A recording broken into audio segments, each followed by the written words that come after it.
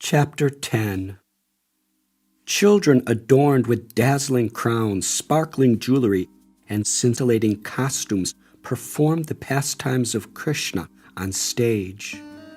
Trained in the minute details of drama, they sang, danced, and acted for an audience of over 100 enchanted locals who sat in a garden. Such theater was performed simultaneously all around Vrindavan, and Asim and I would sometimes attend.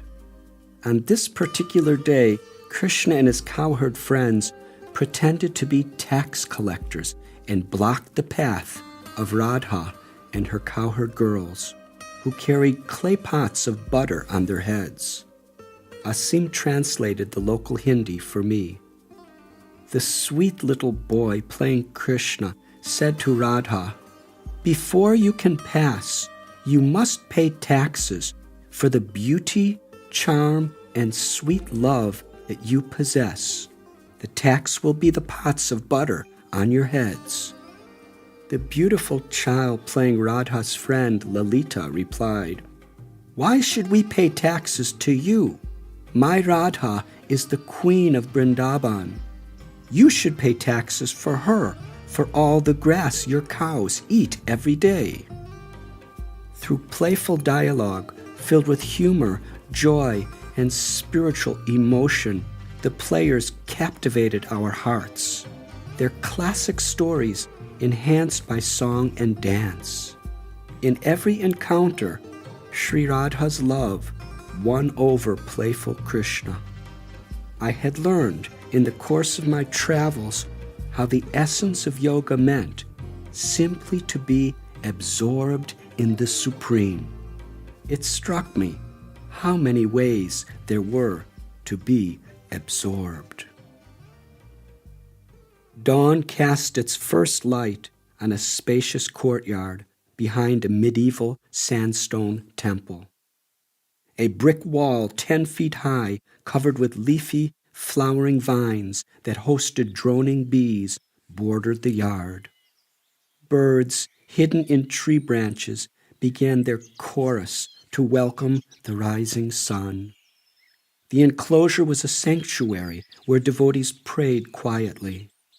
Previously, Krishnadas Babaji had explained to me that in the center of the courtyard was the samadhi or tomb of a renowned saint named Rupa Goswami. He and his elder brother Sanatan had at one time ruled Bengal under the king as prime ministers. These young aristocrats were handsome, scholarly, and owned palaces of fabulous wealth. Although charitable in every way and loved by all, they longed to give society the greatest gifts, the love of God. With this conviction, they gave away all they had in charity and moved to Vrindavan, where they slept under forest trees.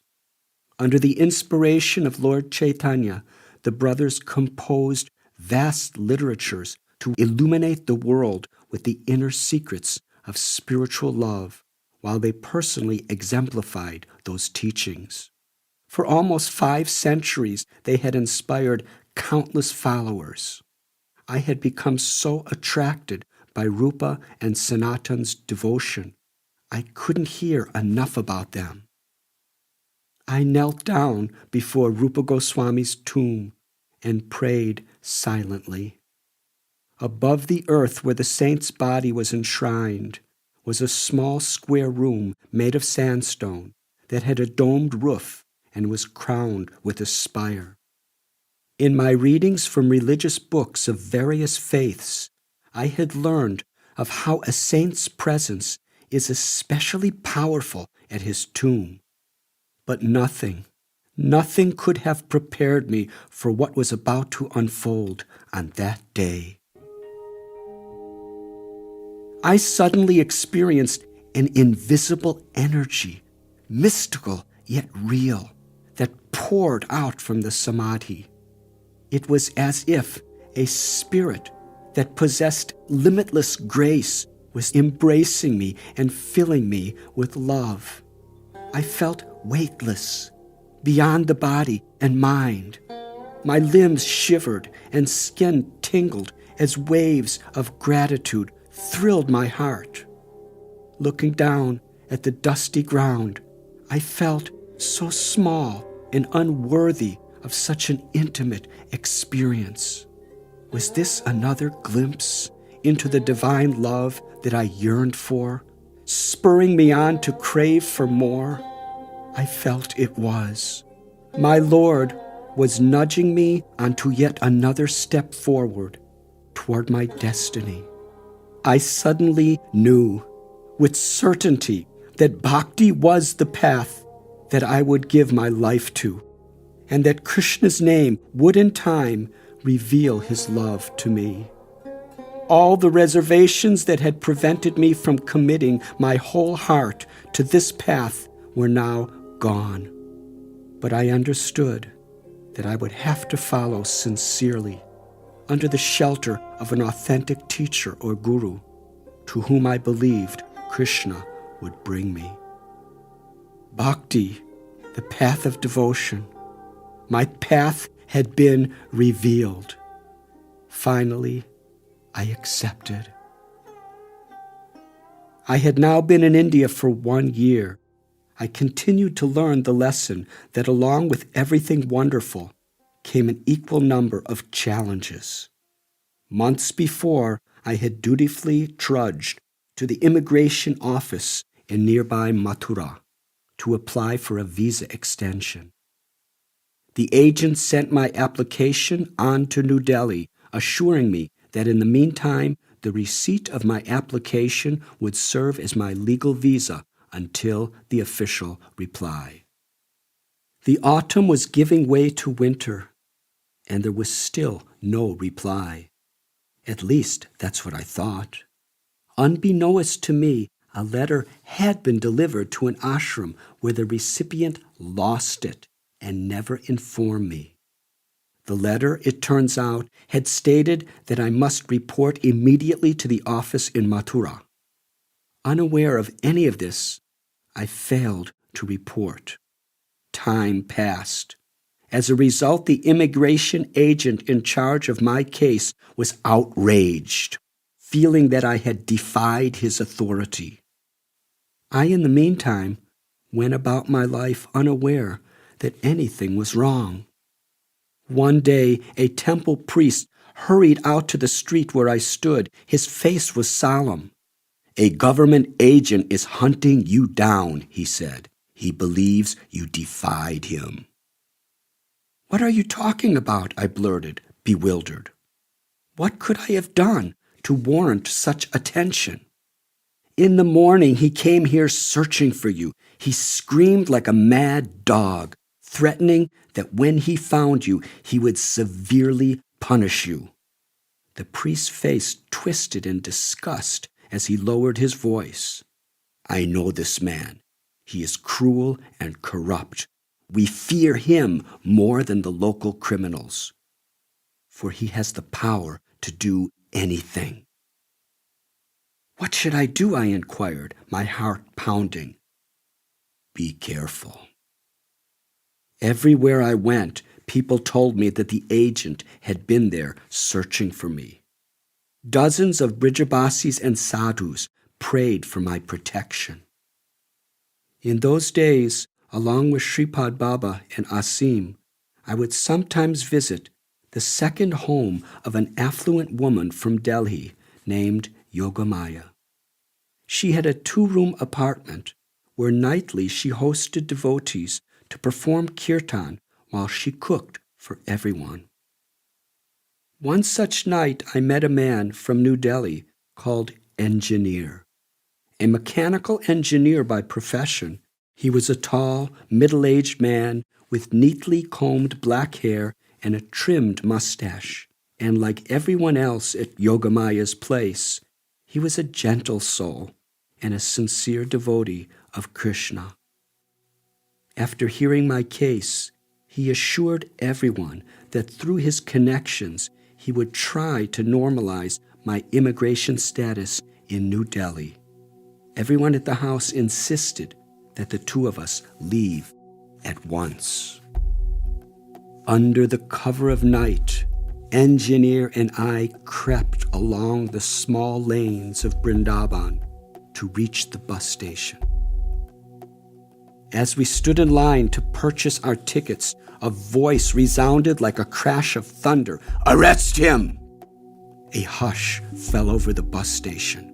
Before I could understand what was happening, a hand seized my neck and slammed me against a brick wall.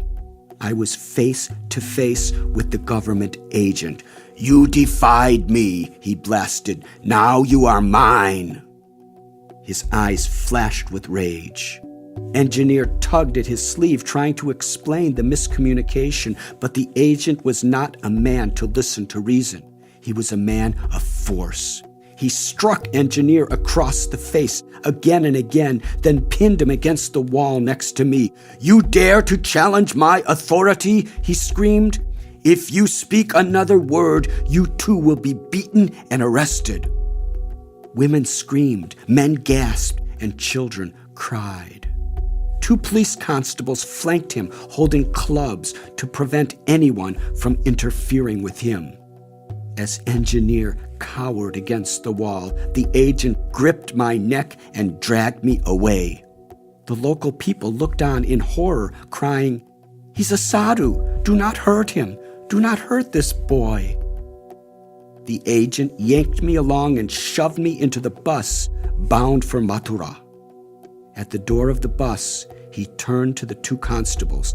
"Away with you! I don't need your help. This culprit is all mine now." He ran me down into the front seat and sat beside me. I got a good look at him now. He was built like a warrior, with disheveled hair and short beard. Shaking my shoulders, he screamed into my face, "I'll whip you, starve you, and make you wish you were never born." Spittle shot from his lips. Wiping his spit from my face, I thought, I'm in the hands of a sadist. This man is mad. What can I do?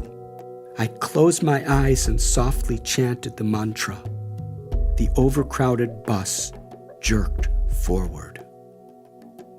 We drove along for a while when suddenly chaos erupted in the rear of a bus. A fight had broken out between 2 farmers. My captor seized this opportunity to display his prowess. He leapt up from his seat. He ordered the bus driver to watch over me, as if I could go anywhere with the bus speeding down the highway. Roaring, the agent rushed to the back of the bus, knocking everyone aside. At the rear, he dove into the brawl and mercilessly thrashed the 2 farmers. Meanwhile, I thought to myself, the next few seconds may be my only chance to escape. Inwardly, I cried out for direction. An idea popped into my mind. I sprang from my seat and rushed to the driver, crying out, "Pani, Pani, Pani," meaning I had to pass urine. With a wave of his hand, he ordered me back to my seat. But to his dismay, I didn't leave. Instead, I jumped up and down, holding myself like a little boy, screaming out with the pangs of a burning, bursting bladder. "Pani, Pani!" Again, he ordered me to sit. At that moment, I took note that the driver was barefoot. This was my only possibility to escape, and it was passing. What I did next should be understood as a radical measure in a time of great emergency. I squatted down beside the driver's seat and passed urine onto the floorboard of the bus, carefully aiming it so that the stream would ricochet onto his bare feet. Feeling my warm urine sprinkling upon his feet, his eyes flung wide in shock and his mouth gaped open. Utterly bewildered, he slammed on the brakes, cranked open the door, and screamed, "Do it outside!" I ran like the wind. To my surprise, the bus drove off. I guess that bus driver wanted to be rid of me forever. In a field, I watched from behind a bush. 50 yards down the road, the bus came to a screeching halt and backed up. I could just imagine my captor smacking the driver for setting me free. The agent burst out into the darkness of night and searched frantically up and down the road with a flashlight in hand. But all he found was an isolated highway. Frustrated, he stomped back onto the bus and returned to Mathura. Meanwhile, I slinked through fields, forests, and back alleys to reach Yogamaya's house. Engineer was there. He had already narrated my capture to the devotees. They, in turn, had been praying and chanting all night for my protection. They did not know what else to do. When I entered the doorway, everyone leaped up to greet me. "How did you escape?" they asked in unison. "By Krishna's mercy." I was ashamed to describe my unconventional methods. Later, other passengers who were on the bus related to me the events that followed my escape. The agent had blazed in rage. An old widow ridiculed him. "You boast to be such a big, tough man. Ha, ha, ha! But now you have been defeated by that skinny little sadhu?" Everyone in the bus roared with laughter.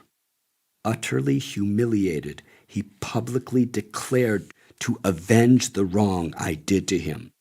From that night on, he dedicated his time to hunting down his prey, me. The Brijabasis gave him wrong leads. Meanwhile, I learned every back alleyway in Vrindavan, daring not to step on the main road. I lived like a fugitive with an obsessed agent of the law hot on my trail. One morning at 4:30, as I prayed in the Radharaman temple, I presented my case before Krishna. If I try to leave India with an invalid visa, I will never be allowed to return. If I stay, it is only a matter of time before I'm apprehended and then deported from Vrindavan forever. Please do to me whatever you wish. In the darkness of the early morning, I left the temple and paced along a narrow lane. Suddenly, an eerie howl rang out in the dark. I hesitated in my step. Horror struck, and the fangs of a beast plunged into my right leg. Gripped by the formidable jaws, I was dragged to the ground. Then it was over. I looked back and saw only darkness. The creature had disappeared into the night just as quickly as it had appeared. My leg was burning with pain. I limped forward in the shadows, lost my balance, and stumbled into a canal where I lay in thick black sewage. I hauled my body up out of that mess and hobbled on to the Radha Ballabha temple, where I was warmly greeted by the chief priest and his son, Radheshlal Goswami. They arranged for me to bathe. In their affectionate company, the pain of my leg began to seem irrelevant. Later that morning, as I sat with Ghanasham and two other sadhus in his temple, Ghanasham noticed my leg bleeding. Startled, that lovable old man raised his eyebrows and asked in a high pitch, "Krishnadas, what happened to you?" I explained. They shook their heads in grief. An elderly sadhu gasped, "Any mad dog that bites like that has rabies. You must immediately take treatment." Dejected, I replied, "Better that I die in Vrindavan than get sent away." Their bodies swayed restlessly, and they looked to me like beggars pleading for food. They said, "Rabies makes you raving mad. We insist you must take proper treatment." The free medical stall was a wooden shack right on a main road. With the agent hunting for me, it was especially dangerous for me to be there. But I took my chances anyhow. Dozens of poverty-stricken people stood in line. Flies swarmed, buzzing and biting. The doctor had a terribly limited supply of medicine. I carefully observed how he gave a diseased person an injection, swished the needle in a cup of alcohol, and then used it for the next person, and the next person, and the next. Then came my turn. The doctor analyzed my wound and frowned in dismay. He exclaimed, "You must have rabies. Can you identify the animal that bit you?" "Doctor, it disappeared in the night," I answered. "I don't know what it was." He made me lie on my back on a bare wooden table. Scrambling through a metal box, he lifted out a huge needle. It was tarnished and bent. Before my eyes, he sharpened it with a file. Slowly, he drew the serum into the syringe. He said, "Forgive me, but I must inject you in the stomach. This will be very painful." The doctor pushed the dull needle into my stomach, but it would not penetrate. He tried again and again, struggling to dig it deeper as I lay there squirming, visibly frustrated as dozens of impatient, sick people waited in line. He cried out, "If I don't get this serum in you, you will die. In an emergency, sometimes we must abandon conventional techniques." In a passion, he thrust that needle down into my stomach with great force, and my whole body bounced from the table. It was excruciating. Finally, the needle penetrated. I felt like it was ripping me in two. The doctor slowly pushed the serum through the muscles and into my bloodstream. My stomach swelled in agony. I was desperate to get out of that place and never come back. As I staggered away, he announced, "You must return for the next 13 days to receive these injections." I knew it was not possible for me to survive another such ordeal. "It's not possible for me to return," I said. "If you don't, you will go mad with uncontrollable convulsions and die." I explained my complex situation. "If I come on this main road every day, I will surely be imprisoned." As we spoke, he grew affectionate and assured me, "I am a government doctor.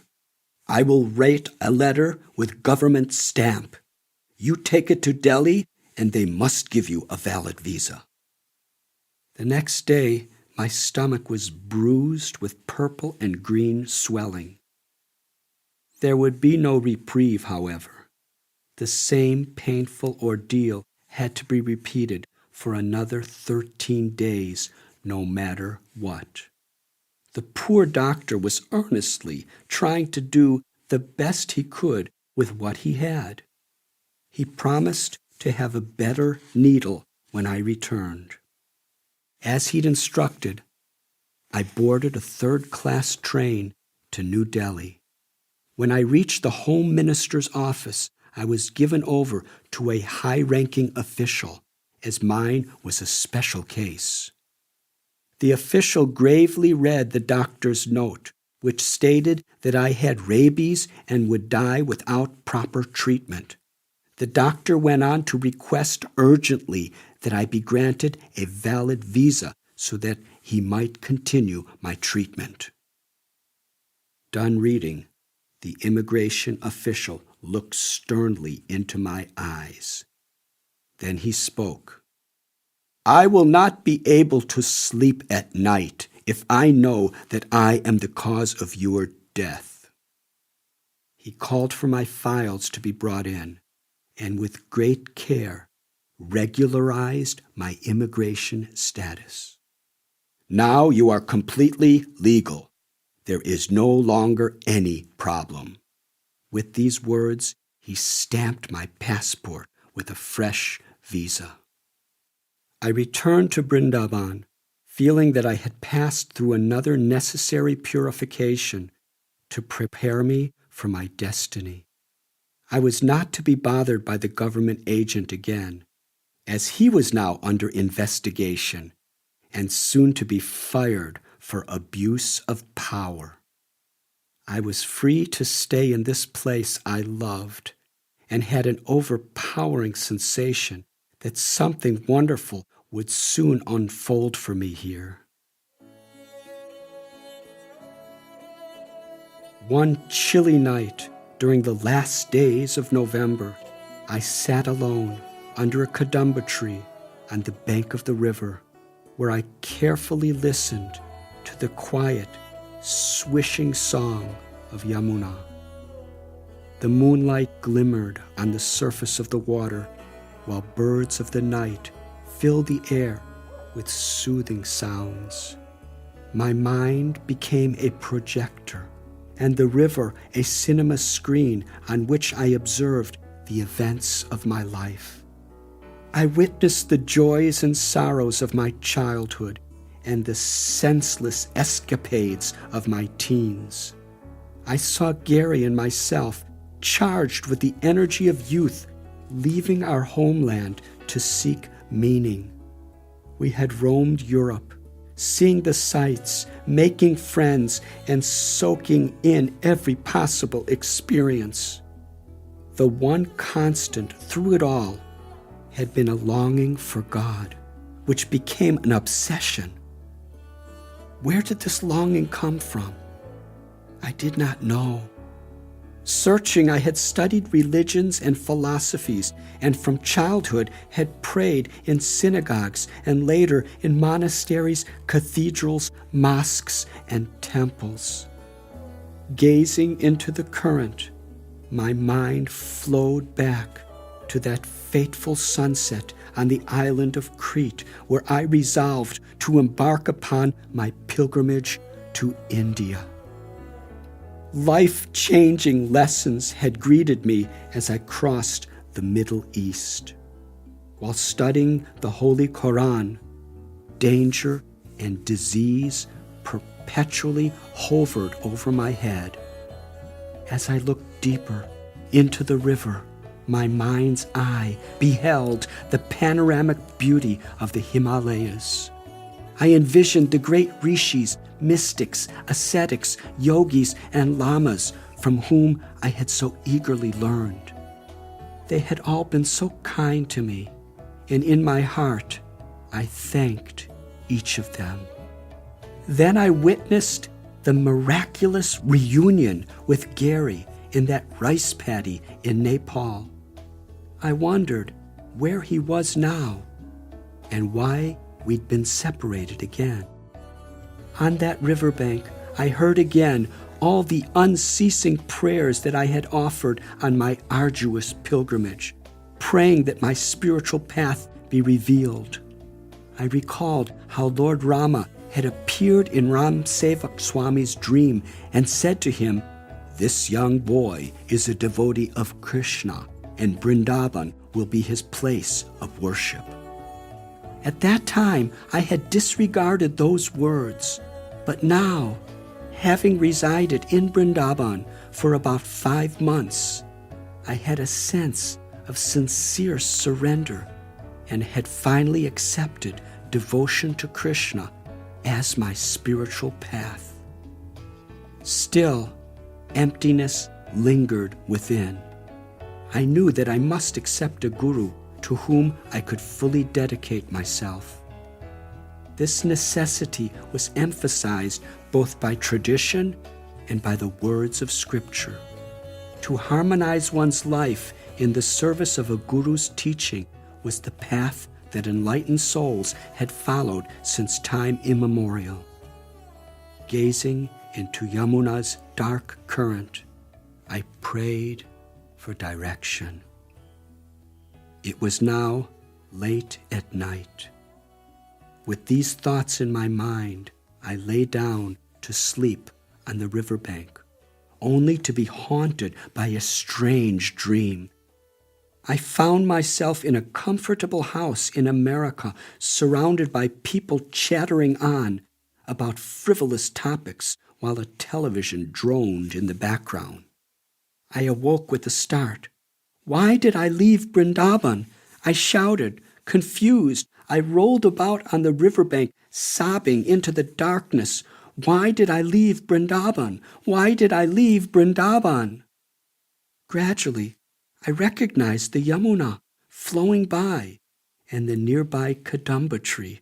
I am in Brindaban, I exulted. I am still in Brindaban, I said aloud.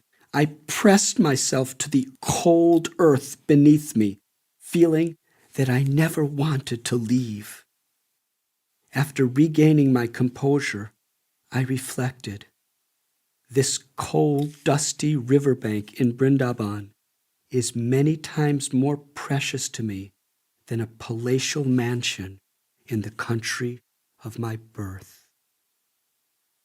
Later in the morning, as I walked along a narrow lane, I stepped around a cow stretched out lazily in my path. When I looked up, I saw a Western monk dressed in saffron robes, eagerly approaching and waving his arms as he called out, "Richard, Richard!" It seemed I knew this person. As he drew nearer, I saw that he was a devotee I had met 9 months earlier at the Hare Krishna festival in Bombay. I had never seen one of these Western-born disciples of Srila Prabhupada in Vrindavan. I was delighted. "Srila Prabhupada is coming tomorrow," he exclaimed.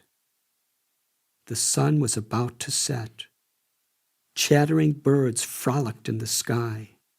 A cow rose lazily from its slumber and, clacking her hooves on the footpath, strode away with a gentle moo. A strange feeling of excitement rushed through me as he continued, "Did you know that Srila Prabhupada is a resident of Vrindavan?